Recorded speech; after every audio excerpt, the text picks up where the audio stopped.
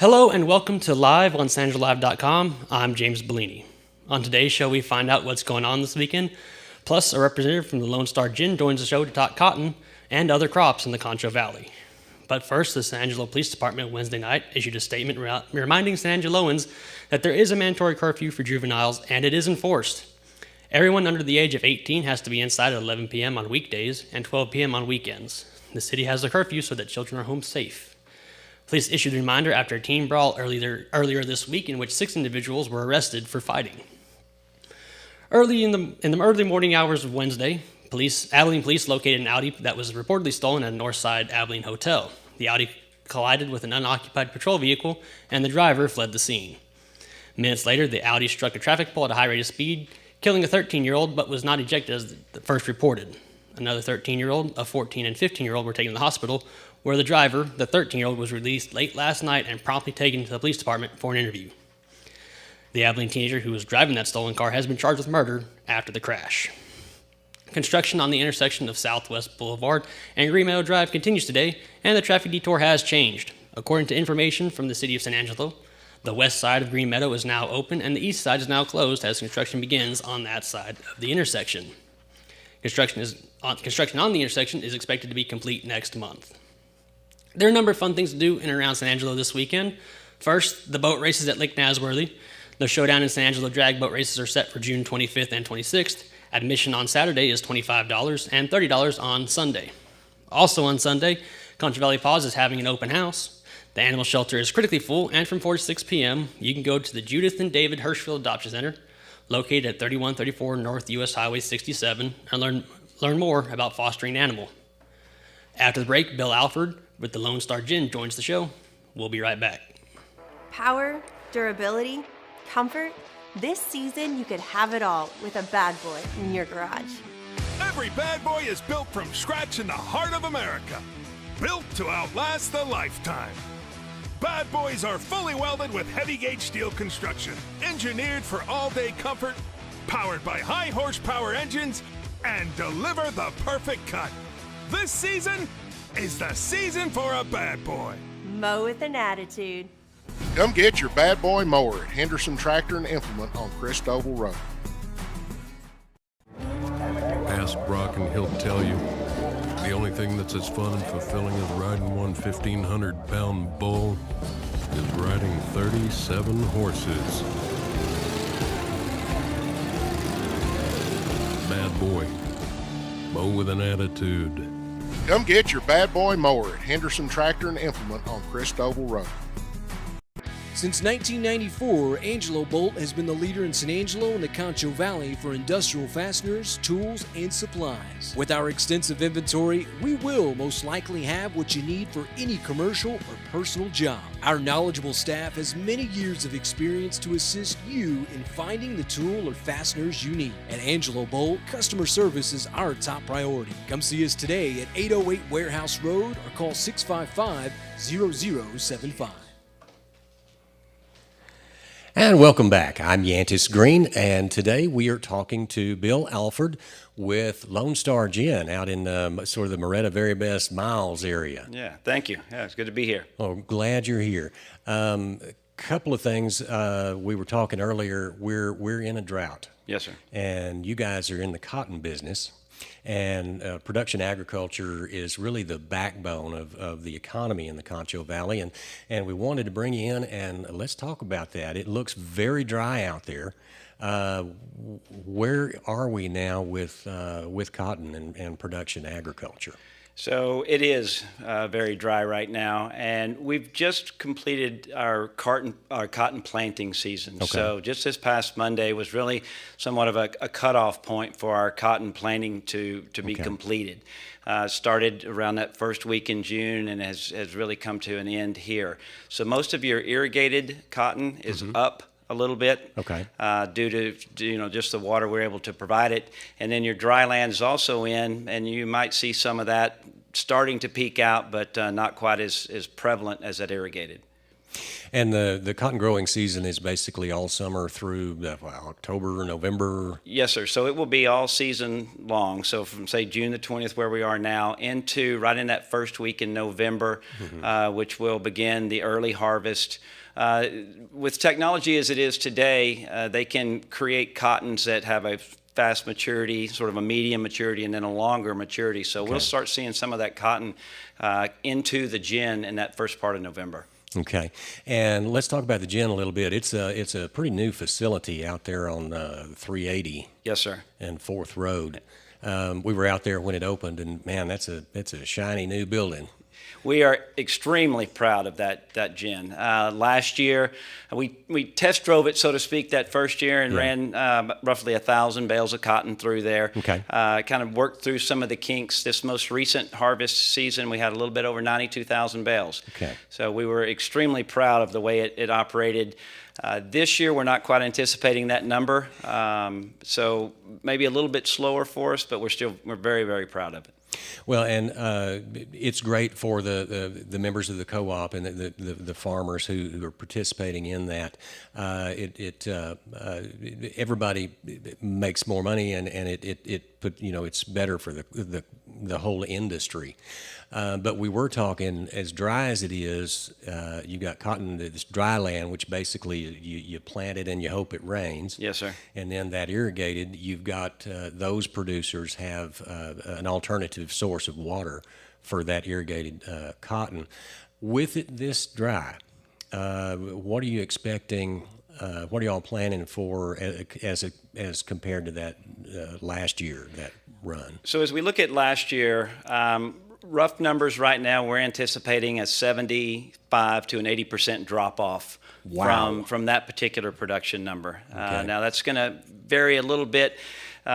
Even the irrigated, if you call it, what we can provide water to them through the canal system or through wells, it provides a tremendous amount of that water, but nothing really replaces what the heavens can bring us, which is nothing's better than rainfall. And if you've got grass or pecan trees, you recognize an inch out of the hose doesn't add up to an inch from the skies. And it's not like getting a good old rain. Yeah, absolutely. And so we will see some production numbers there that are probably down a third off of what it would be if we had those 2, 3, 4 rains consistently throughout the year. Yeah. And then I think the dry land is where we're really going to see a significant decline, almost to, I don't want to say nothing, but it's going to be skinny. It's going to be really, really, really close. Inflation affects everybody. The price of fuel, I mean, we're looking at $4.30 something right now. We're talking about $5 gas, and of course, diesels that are higher, and the cost of a 2x4 is up, and then the grocery store, food's up. That affects production agriculture as well. It affects us tremendously, and one of our most, one of our highest expense categories, if you will, is fuel. Okay. And where we run what we call a red diesel or a dyed diesel, typically is a little bit less expensive than your highway diesel due to the fact that we don't have that highway tax on it. Right. But still at $4.50, $5 per gallon, we're looking at technology to minimize our trips through the field, which will cut down, on that fuel usage. But it has been a tremendous effect on us, as well as the inflation impact on our chemical that we use to kill the bugs and, the various other predators that we have in that cotton. So we're working hard to minimize those trips. And just for the average person out there that doesn't know enough about production agriculture as much as you guys do, y'all live it. The producers, the cotton growers, if you have a good crop, you buy pickups and you buy equipment. If you don't, then you're not buying those big ticket items. So this will have a ripple effect in the economy. Tremendous ripple effect. Those big ticket items are going to be held off on, if you will, and we've already noticed that. We have 2 farm stores that we're associated with our gin, one in Miles and in Moretta, and we've seen a decline in the discretionary items that some of these farmers are purchasing, holding off until perhaps next year. Maybe that well will work one more year or whatever the case might be. Okay. So there's a little bit more patching going on versus just going out and buying new right now. All right, and the folks like me that drive down the highway and years ago you saw these big square modules, and then you saw some round, big bale things. What's the current technology? What's everybody doing? So there is a migration. If you look at this year as an example, approximately 50% of the cotton that we brought into our gin was those big square modules. Okay. That's, I don't want to call it older technology, but it is a little bit older. From those of us that remember pulling trailers through the gin, if you will, they used to have the trailer sitting around. Right. The newer technology today, coming from a harvesting perspective, are those round balers. Okay. And those are the ones that you see out in the field. So if you want an idea, roughly that big square module will hold about 10 bales of cotton. So let's just call it 5,000 pounds of cleaned ginned cotton. Okay. Those round bales, it takes 4 of those, will make a similar amount. So each one of those round bales will create about 2 to 2.5 500-pound bales of cleaned cotton. A lot of numbers there, but it's still, the technology is going there on the harvesting side, and then really a lot of technology in on the seed germination side, and what we're doing with the seed, whether it be Texas A&M, a tremendous asset for us, or some of the seed manufacturers are creating drought-resistant seeds and bug-resistant seeds. So, things that will eliminate or minimize the amount of expense that goes into producing that particular product. Right. Also, that's cotton is a core product. Where's the cotton go that's produced here? Who buys it? So it goes really all over the world, but for us here in San Angelo, a lot of our cotton goes, first stop is Lubbock. Where it takes 2 portions of that. The cotton seed itself goes to Lubbock, and what is not used for feed, say a high pro or ground into cattle feed, then they take it and make oils out of it. The cotton lint itself is now part of Samsung televisions. HEB is the largest buyer of cottonseed oil in the state of Texas. Wow. And they use it to fry all of their HEB type products, so that the cotton that's produced here, the seed that cotton generates, actually is used to fry the oil for your HEB potato chips. I'll be. And also part of it goes into the lenses for televisions, things of that nature. So once it leaves here, first stop is Lubbock, and then from there, globally. Okay, well that's interesting. I didn't know that, and I think that our audience will appreciate knowing where that goes once it leaves here.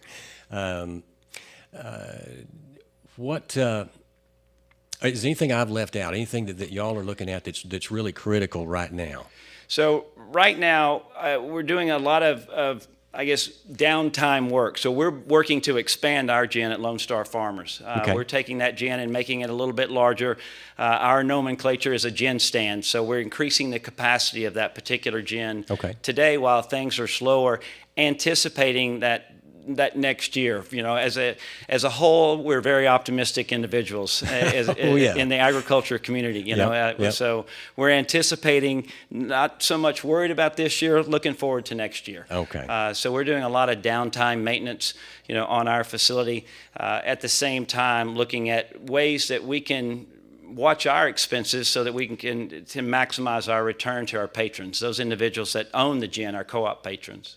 Yeah, and those producers out there, those farmers out there in east of San Angelo, they work hard every year to improve the way they do things. So, I mean, it's a business, and that's how you feed your family, and that's how you make your living. So the better you are at what you do, the better off you are. Yes, absolutely. And, technology plays such a big role in what these farmers are doing, today, whether it be people have seen self-driving tractors, which we don't have any of those today that I'm aware of, but with GPS technology that's out there allows these farmers to be more productive in their daily lives, but they also have a constant, continuous learning curve about all of the new things that are being thrown at them. So, many of us don't really enjoy a new telephone every once in a while, but these guys are working through stuff like that all the time to watch those expenses, to deliver a better product. And the technology, what little I know about it is amazing, because you guys keep an eye on soil moisture and long-term forecasts and just every aspect of growing a plant from a seed and then getting that end product to the consumer ultimately. And it does, all aspects of that, there's something that a farmer is involved, all the way through, whether it be the amount of chemical, some of them are mini agronomists, which is, worried about how much chemical they're putting down, to, the soil expertise that they have. And we're all a little bit of a junior weather ranger, so everybody right. watches that. It's weather, again, playing a critical role in the local economy and in everybody's everyday life. Absolutely. It's what keeps, I think, the Concho Valley going, whether it be our portion of the agricultural community, which is cotton, which cotton is king, but, our livestock also the weather has such a tremendous impact on us. Yeah, that's the other thing that we'll be talking about on down the road is what's happening to livestock herds and because of drought and lack of water, and you mentioned earlier the cattle that died in Kansas, humidity, and all those factors that affect animal production as well. Bruce, thank you for coming in. Let's do this again. I greatly appreciate the opportunity. Thank you very much, sir. Can I come out and look at the gin and see what y'all are doing? Come on out. We'd love to have you out there. Absolutely. All right, we'll do that. Thank you. Bill Alford with Lone Star Gin. I'm Yantis Green, and we'll be right back. Power, durability, comfort. This season, you could have it all with a bad boy in your garage. Every bad boy is built from scratch in the heart of America. Built to outlast the lifetime. Bad boys are fully welded with heavy gauge steel construction, engineered for all-day comfort, powered by high horsepower engines, and deliver the perfect cut. This season is the season for a bad boy. Mow with an attitude. Come get your bad boy mower at Henderson Tractor and Implement on Christoval Road. Ask Brock and he'll tell you the only thing that's as fun and fulfilling as riding one 1,500-pound bull is riding 37 horses. Bad boy. Mow with an attitude. Come get your bad boy mower at Henderson Tractor and Implement on Christoval Road. The battle over the Second Amendment intensified today when the U.S. Supreme Court published its opinion on a case called New York State Rifle and Pistol Association versus Bruen. Or we'll just call it the Bruen decision, just like everyone else will. With the Bruen decision, the Supreme Court struck down a New York State gun control law that required people to show, quote, proper cause, unquote, to obtain a license to carry a concealed handgun outside the home. The vote was 6-3, and the majority opinion was written by Justice Clarence Thomas. The court noted that both of the male petitioners were law-abiding New York residents who both applied for unrestricted licenses to carry a handgun in public for, guess what, for self-defense. But the state denied the permits because neither had a reason, or what the state called, quote, proper cause, underquote, to carry. So the two men sued.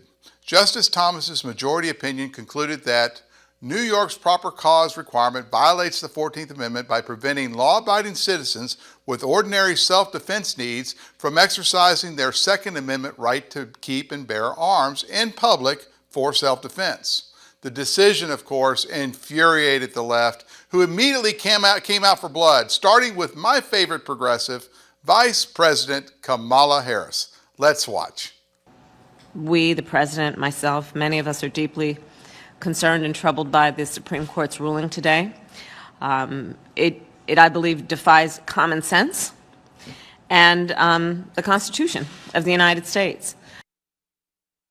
Then the governor, who should have fixed the problem in the first place, New York State's Governor Kathy Hochul, weighed in. Let's watch her. This decision isn't just reckless, it's reprehensible. It's not what New Yorkers want. And we should have the right of determination of what we want to do in terms of our gun laws in our state. If the federal government will not have sweeping laws to protect us, then our states and our governors have a moral responsibility to do what we can and have laws that protect our citizens because of what is going on, the insanity of the gun culture that has now possessed everyone all the way up to even to the Supreme Court. You think that's bad enough with those two top leaders in our country? You got to get on Twitter and you got to see the millions and millions of idiotic tweets from progressive left leaders. Reading them, we know from the day today that the Supreme Court really triggered them. Let's get a little sample. One of them says, this decision is irresponsible and downright dangerous. Our nation is in the middle of a gun violence pandemic, and the Supreme Court just made it easier to carry concealed weapons in public. That's what Kristen Gillibrand tweeted. She's a senator. In the wake of some of the most horrifying gun violence in our country's history, the Supreme Court has just gutted gun violence prevention laws. That's a Congressman, Mike Quigley of Illinois. Over at the American Enterprise Institute, we have a scholar named Norman Ornstein, and he cried. He said, we know we have a Supreme Court that is moving every aspect of our society in a radical direction, blowing up any reasonable reading of the Constitution to fit its radical ideological and partisan views. I could go on and on and on and on and on, but I point out that these progressive arguments, triggered and all, because I'm fair in my reporting, I'm giving you both sides. Yet I'm also truthful. So let's dig deeper.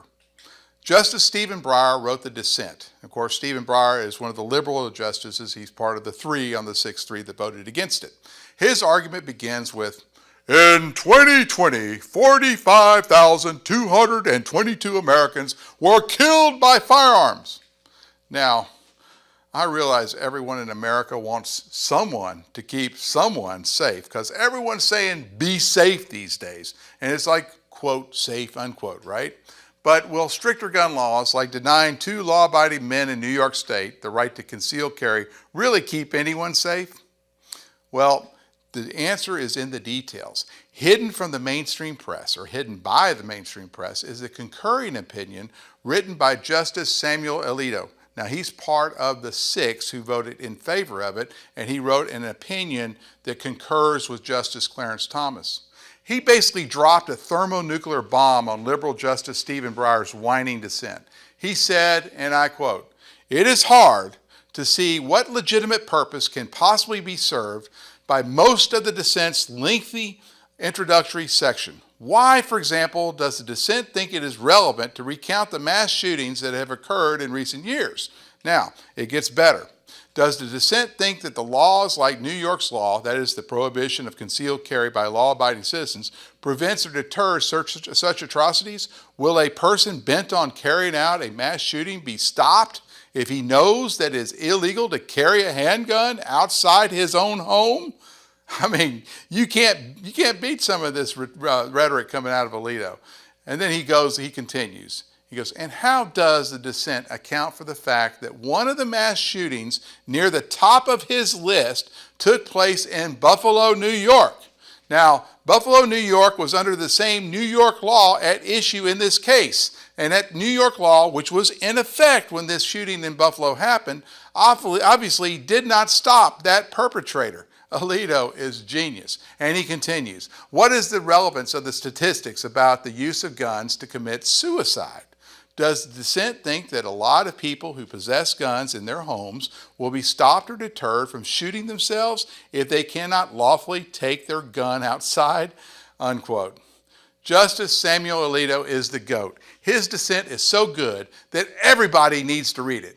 We will publish it on SanAngeloLive.com right after this newscast today. Please go and read it. It's for your own sanity. For SanAngeloLive.com, I'm Joe Hyde. Thanks for watching, and we'll see you next time.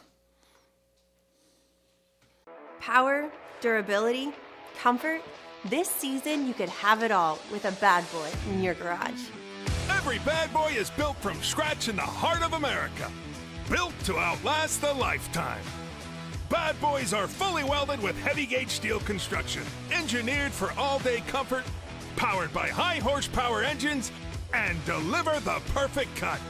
This season is the season for a bad boy. Mow with an attitude. Come get your bad boy mower at Henderson Tractor and Implement on Christoval Road.